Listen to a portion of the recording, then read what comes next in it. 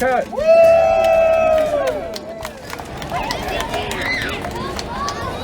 Look, I'm excited to be in this area in Manchester. I know Cynthia, the Civic Club president, is excited, and I'm excited to be with her. And then we're in District I, Councilmember Robert Gallegos, so I know how he feels about this project today. And then pleasantly surprised, I did not expect to see La Congresita, here today, but Congresswoman Sylvia Garcia in her congressional district today. And yeah. But and at the same time, I do want to acknowledge just from outset Lon Brenner, the Vice President and General Manager of Valero Houston Refinery. Lon, thank you so very, very much. And then we've worked very, very closely with the Houston Parks Board. Beth White, it's good to be with you. So we've got, so all the gang's all here, today. So look, let me thank Kenny again, and thank you for your work as interim director of the Houston Park and Recreation Department. And good morning to everybody. Good morning. Oh, y'all sound like I'm about to give a sermon. Good morning. Look, it's great to be here with all of you this morning at Hartman Park. I am happy to be with the council member today and of District I and his staff. And we're also, again, we're joined by a number of people from the city. This is one of the complete communities. So Shannon Buggs I believe, is here. And then at the same time, Laura Patino and Ryan Slattery with the Office of Resiliency are also present this morning. Most of all, I'm just so very excited to be here with all of you to celebrate the first park to be improved through our 50/50 Park Partners program. And I want to thank again Valero Energy Foundation for stepping up to becoming a founding member of the 50/50 Park Partners Initiative. So give it up to Valero again.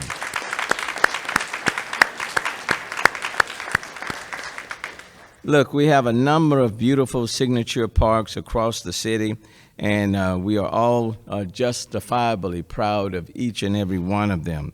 But it is neighborhood parks that are the center, and I underscore the center of our community. Neighborhood parks are where we gather as families, where we make friends, and where we exercise and play. And for many people in our city, they may not, or it may be challenging, for example, to get to a Hartman or to a Memorial or even to a Discovery Green.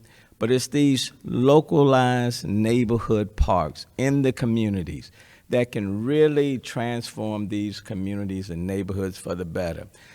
This is these local neighborhood parks that people can walk to, they can bike to, right here in their neighborhoods. And let me tell you, when you have a high-quality neighborhood park, it literally can change everything, and even the mindset, because then these children, and I want to especially underscore the children walk by, run by, play by these parks all the time. And when they see a high-quality park, it also says to them at a young age that we value them, we care for them, and they are not second-class citizens within our city. And so that's why, I'm excited to be here today. It just changes everything. And I'm speaking as one who grew up in a neighborhood just like this one here, grew up and still live in that neighborhood, where in our park, when I grew up, if you wanted to play baseball, you got a pillowcase, you put a lot of dirt in it, and you put it on first, second, and third, and on home plate. You literally made the park yourself. And I will tell you, as a kid growing up and leaving one side of town, Congresswoman riding with my dad in the back of a pickup truck going on the other side of town, I saw all of those nice parks. And then I wondered why our park looked this way. And it just affects your psyche, But when we take time to invest in local neighborhood parks, it literally changes everything. And so that's why we created the 50/50 Park Partners Initiative, a public-private partnership with one goal in mind: to improve neighborhood parks in complete communities and other critical areas of our city. I'm very grateful to the Houston Parks Board. They have placed a great deal of emphasis on parks and green space, Bayou 2020, and so many other initiatives, and they have joined in with us. So, Beth, thank you again for your commitment to the whole city in a very holistic way. I'm grateful to the Greater Houston Partnership, along with the Parks Board, for answering our call to support this initiative. Their partnership is key in the fundraising aspect of this initiative. And it's great to be working again with Beth White, President and CEO of Houston Parks Board, on this and many other parks and open space projects for Houston. As our city continues to grow, so do the needs of our citizens and neighborhoods. And it's up to us, both public and private entities, to work together to build a stronger, equitable, and more resilient city. Parks and green spaces are a vitally important component of that goal, because you cannot have a complete city without having the green space and the parks that go right along with it. And then finally, every Houstonian, every child, and every family deserves a safe and beautiful space to enjoy the outdoors regardless of their circumstances.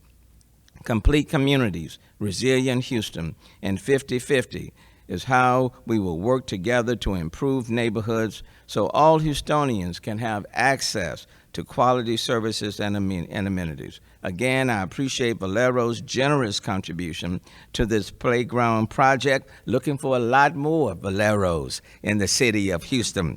As we said, church, whosoever will, let them come. The doors are still open. And we would appreciate them doing what we're doing here, right here in the Manchester neighborhood. And so thank you to the Manchester neighborhood that welcomed this partnership. And I want to give a special thanks to you, to the Civic Club Board, and to the neighborhood residents who helped choose the final design of their playground. And then I want to thank the neighbors and the people in this neighborhood for being patient as we build a more equitable city in the city of Houston. And hopefully the goal ultimately is that regardless of where you live, or regardless of where you travel, regardless of the neighborhood, you won't see a disparity in one as compared to another. I said before, 6 years ago, I didn't want to be the mayor of two cities in one. Today, we take another step at equalizing things within our city. I hope you're excited. I know I am as well. So thank you.